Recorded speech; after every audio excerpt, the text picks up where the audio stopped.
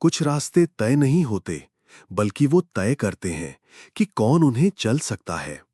और जब पथ संस्कारों से बना हो, तो हर कदम एक जन्म की स्मृति खोलता है। एक शांत घाटी, नीला आकाश, पीली घास। यहां है आदि लोक। बीच में ध्यानमग्न बैठा है आदि। उसके चारों ओर 7 रंगों की रेखाएं, हर रेखा एक संस्कार। 1 जनन, 2 नामकरण, 3 विद्या, 4 यज्ञ, 5 संघर्ष, 6 त्याग, 7 विलय। पहला संस्कार जनन। जमीन हिलती है, एक प्राचीन द्वार खुलता है। आदि अब एक नवजात है। मां का चेहरा धुंधला है और पीछे खड़े हैं वैज्ञानिक। उसका जन्म प्राकृतिक नहीं था, पर उसका उद्देश्य ब्रह्मांड से जुड़ा था। दूसरा संस्कार नामकरण। एक पांडुलिपि में लिखा गया आदि, जिससे सब शुरू हुआ। एक आवाज गूंजती है, तू नाम नहीं है, तू एक चक्र की पुनरावृत्ति है। तीसरा संस्कार विद्या।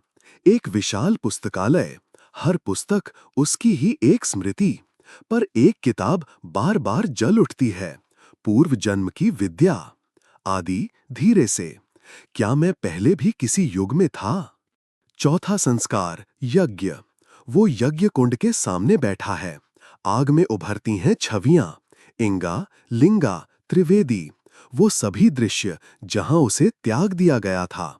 यज्ञ केवल अग्नि नहीं, वो भी है जहां खुद को भस्म करके कुछ नया बनने की हिम्मत हो।